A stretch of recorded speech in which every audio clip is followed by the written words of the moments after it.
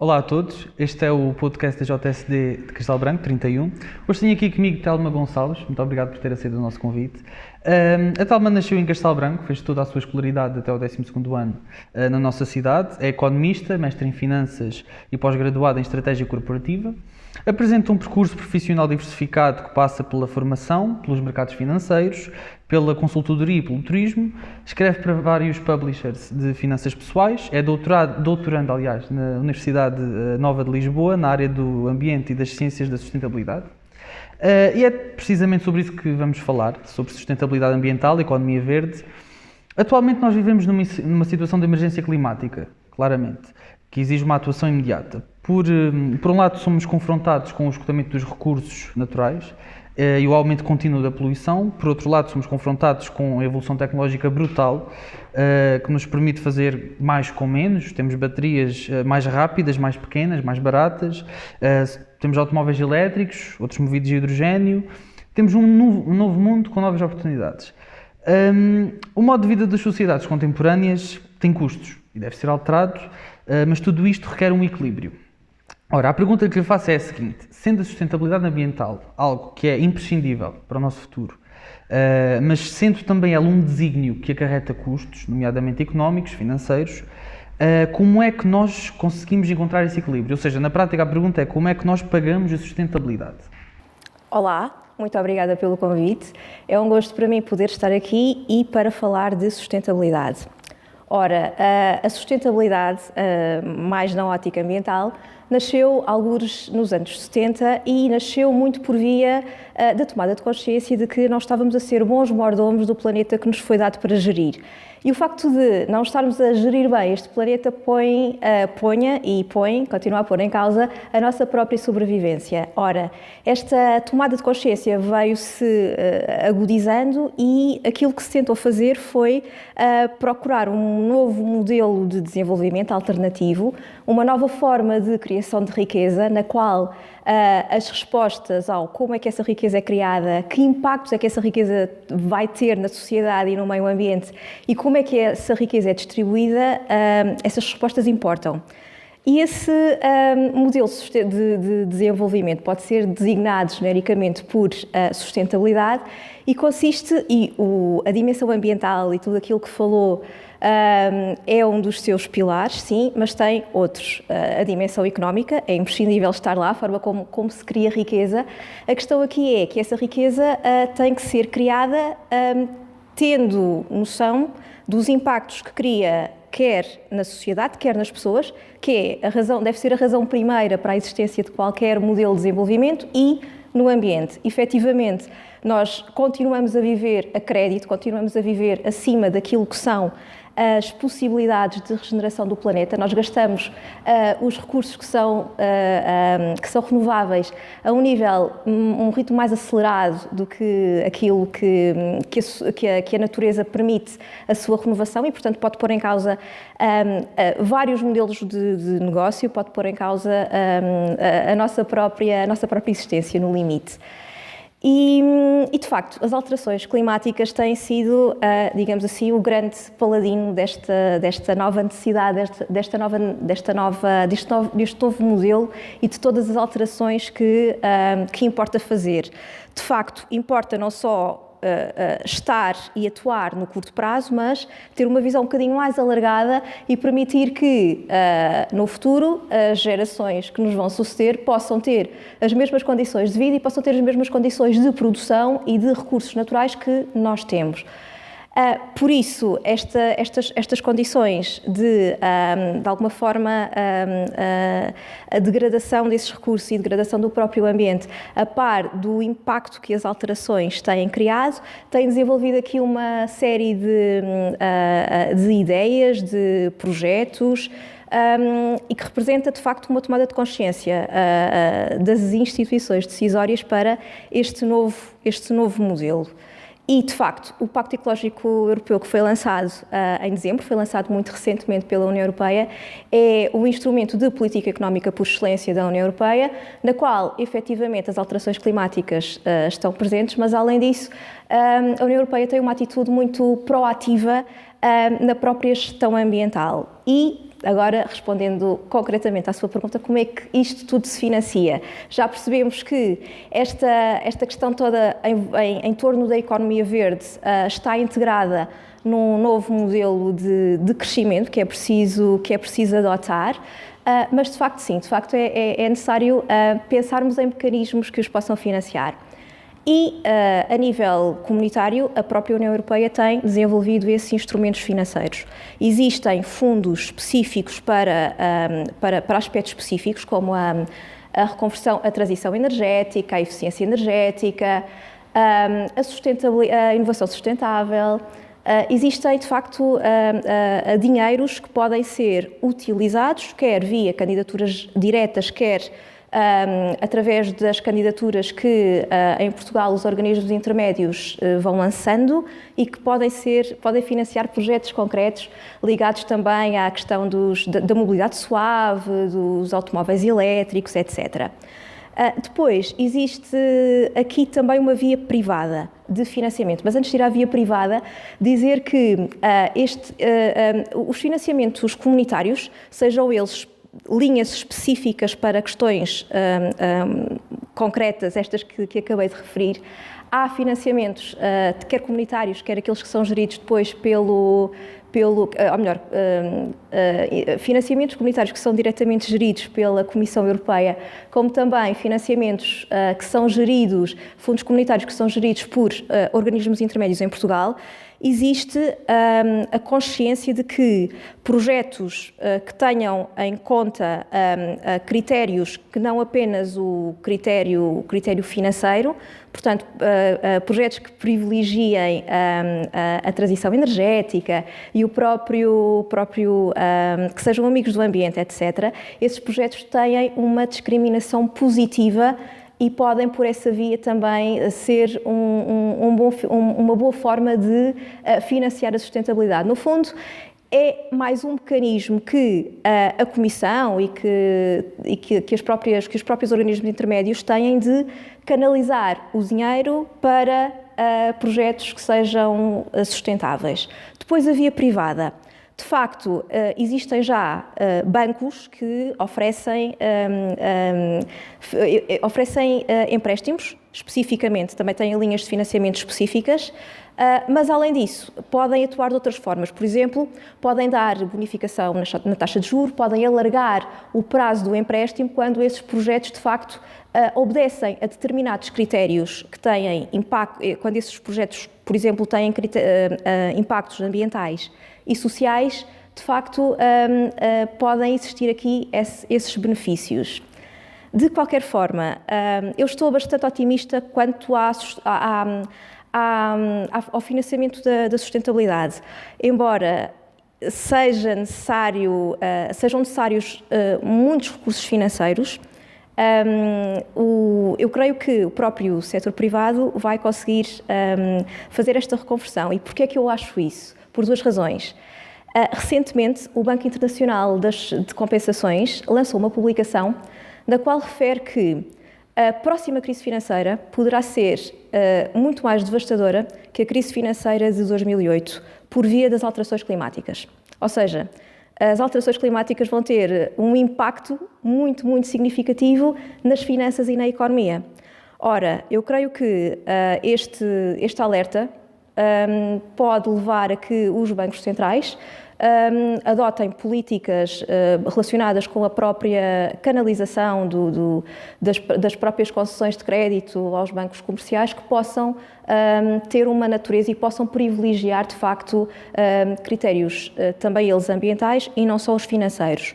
E o mesmo acontecerá com os próprios bancos comerciais. Ora, se sabemos que a área que mais sofre com as crises financeiras é, de facto, o setor financeiro, é a banca, os bancos vão tentar proteger-se contra a própria exposição ao risco ambiental. E creio eu que estão criadas as condições para existir uma preferência por projetos que não só mitiguem as alterações climáticas, não só da adaptação às alterações climáticas, mas fora deste cluster ligado ao próprio ambiente, há condições para financiar projetos que tenham em conta os seus impactos ambientais e que gerem de uma forma proativa impactos ambientais positivos. Muito bem. Nós em Castelo Branco temos-nos confrontado com vários problemas ao nível ambiental, nomeadamente no que confere aos recursos hídricos. Estou-me a lembrar, por exemplo, das imagens que nós vimos do Rio Pão Sul, com o caudal bastante abaixo daquilo que é o desejado. Nós na JSD de Castelo Branco temos feito várias propostas que vão de encontro a esta necessidade de sustentabilidade, para além de várias outras também relacionadas com a mobilidade, diretamente relacionadas com a sustentabilidade também. Propusemos recentemente a criação de uma rede de água reciclada. Na sua opinião, quais são os principais desafios que o nosso concelho enfrenta em matéria de sustentabilidade? Ora, eu começaria por ir à essência. E a essência da sustentabilidade enquanto modelo de desenvolvimento económico só existe porque existem pessoas. As pessoas são a razão e o fim da sustentabilidade. E, de facto, o nosso concelho enfrenta um desafio de perda de pessoas, por um lado, e, por outro lado, a mudança geracional provocada pelo envelhecimento. Ou seja, eu acho que é necessário, por um lado, criar condições que possam atrair pessoas e, por outro lado, conseguir criar igualmente condições para que essas pessoas que estão a envelhecer e possam ter um envelhecimento de qualidade. E de facto, estes acho que são os dois desafios principais para o Concelho e em matéria de pessoas. A mobilidade aqui pode ser vista também como uma forma que vai beneficiar tanto as pessoas que estão a envelhecer como as pessoas que vêm morar para o distrito e também o ambiente. Portanto, eu acho que promover uma mobilidade mais...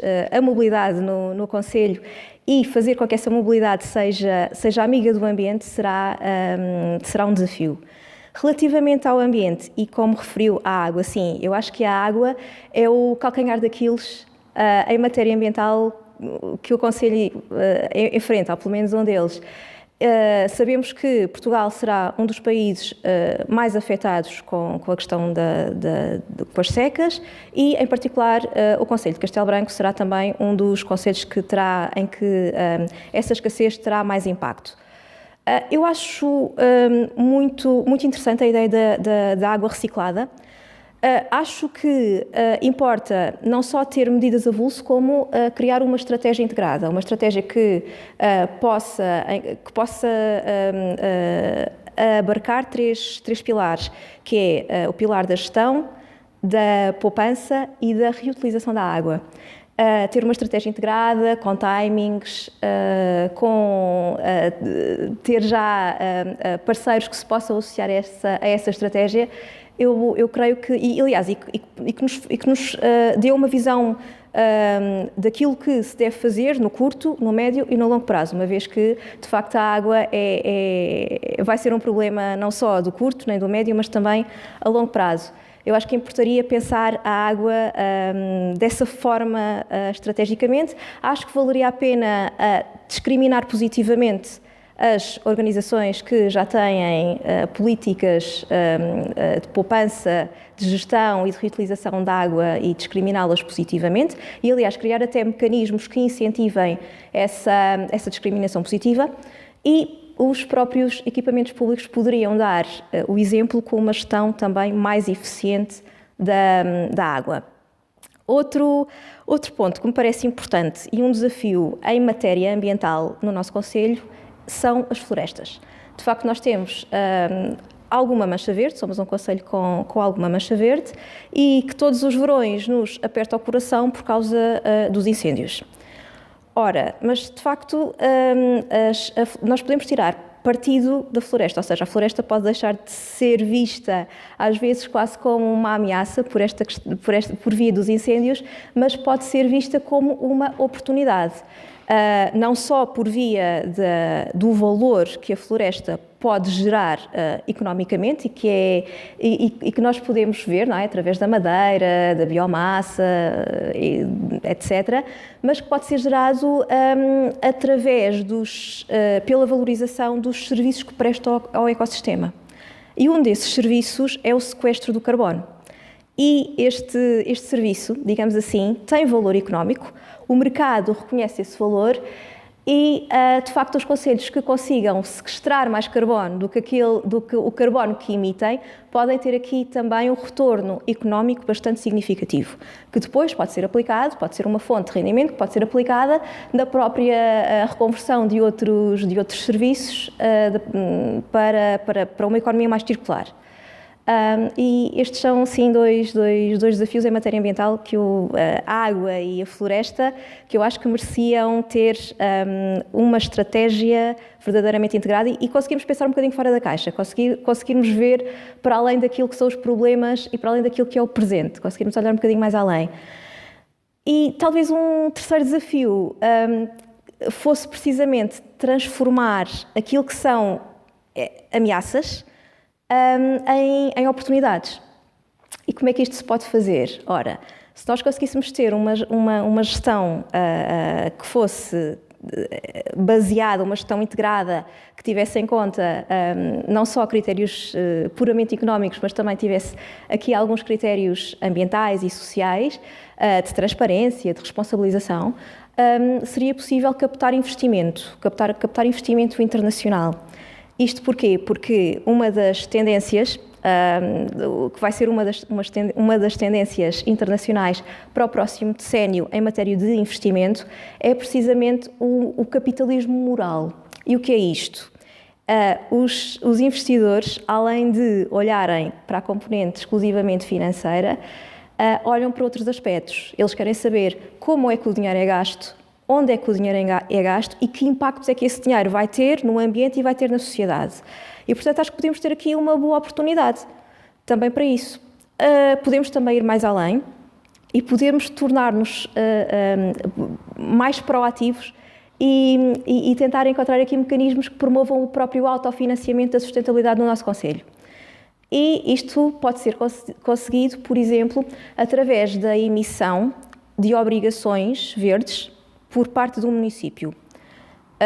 Estas obrigações, no fundo, uma obrigação é um título de empréstimo que me permite a mim, cidadã albicastrense Telma, poder pôr o meu dinheiro que eu tenho em depósitos, poder pôr esse dinheiro nessas obrigações, receber uma remuneração por esse empréstimo que eu estou a fazer ao município e sei que o meu dinheiro vai ser utilizado para promover a mobilidade no meu concelho, para ter boas alternativas ecológicas no concelho, para uma gestão eficaz da água, etc.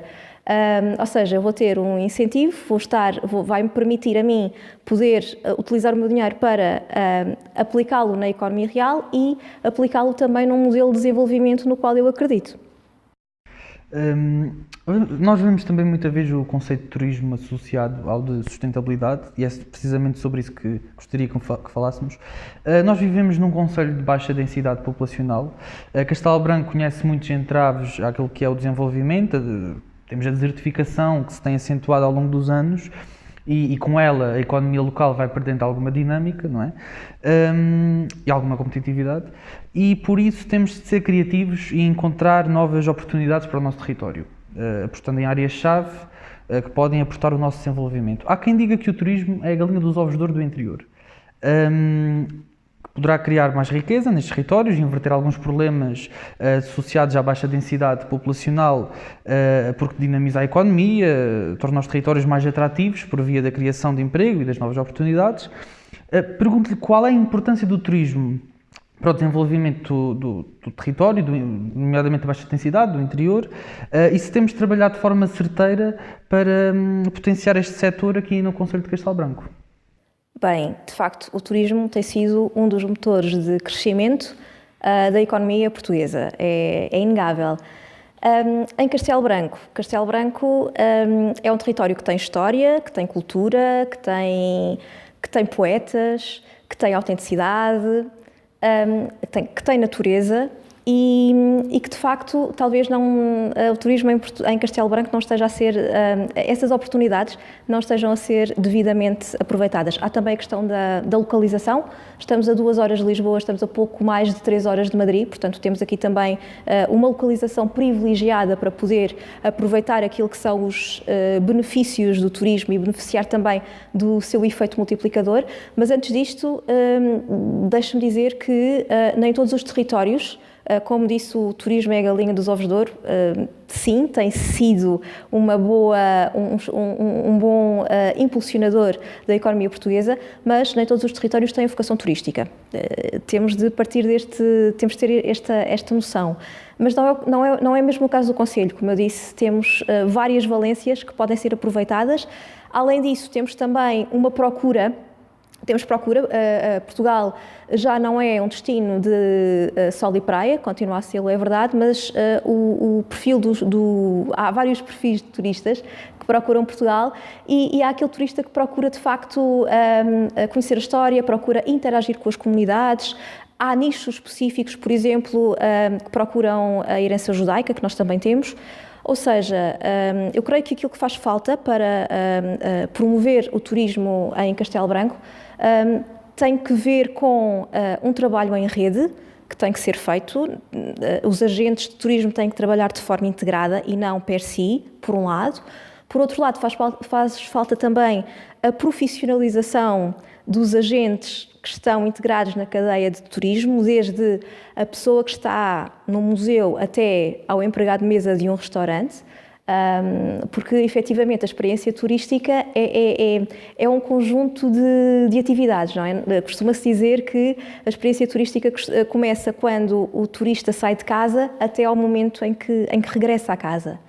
Depois, outro aspecto que eu acho que valeria a pena melhorar seria a questão da animação turística. É importante criar pontos de atratividade. É importante também que existam formas de dar vida àquilo que é o nosso património.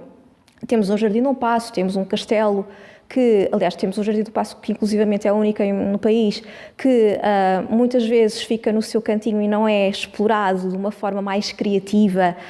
O espaço poderia ser utilizado para realizar todo o tipo de atividades e poderia chamar mais pessoas, não só turistas, mas sobretudo albicastrenses. Poderíamos usufruir muito mais do Jardim do Paço e reconhecer muito mais o seu valor. E depois criar uma programação, fosse uma programação regular, sistemática e que pudesse inclusivamente decorrer em alguns dos locais que são pérolas da cidade, como o Castelo e o Jardim do Paço. Por exemplo, há um festival que se realiza em Amarante, que se chama Mimo. Este festival consiste, ao longo de 4 dias, desenvolver uma série de atividades, umas ao ar livre, outras não, em pontos que são património da cidade e que não só traz turistas, como permite também que as pessoas de Amarante e do concelho possam usufruir de cultura de uma forma gratuita, porque nesses 3 dias são feitos vários eventos, desde a música à escultura. A organização traz nomes maiores das artes à cidade e permite, de facto, este contacto e esta aproximação cultural, que eu acho que seria bastante importante. Outro aspecto que eu gostava de referir, e que, aliás, a ideia já foi lançada pelo próprio PSD, é, de facto, a criação de um hotel de charme. Mas eu vou um bocadinho mais longe.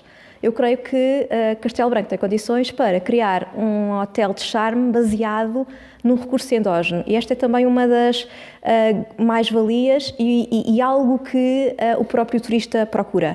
O turista procura viver experiências personalizadas. E em Castelo Branco ele poderia encontrar um hotel temático que tivesse por base o bordado de Castelo Branco. E se pensarmos a criação de um hotel que tenha o bordado de Castelo Branco por tema, faz ainda mais sentido quando o município tem uma marca, e essa marca é uma marca alusiva ao próprio bordado, e diz bordar e receber. Portanto, seria um espaço no qual o turista poderia ver aquilo que é o bordado de Castelo Branco, poderia dormir num quarto que tivesse uma colcha de bordado de Castelo Branco, etc., conhecer a história das bordadeiras, enfim, uma série de storytelling também que podia ser montado em torno do bordado de Castelo Branco. Além disso, creio que este hotel deveria não só procurar servir aquilo que são os turistas, ou esta questão de ter uma experiência personalizada, etc., mas também deveria poder ser o testemunho vivo da história da cidade e algo com que os albicastrenses se identificassem e procurassem, algo que nós pudéssemos, de facto, usufruir e frequentar habitualmente. Por exemplo, quiçá poderíamos estar numa tarde de inverno, como hoje, a tomar um chá quente. Acho uma excelente ideia. Então, muito obrigado e até um próximo vídeo.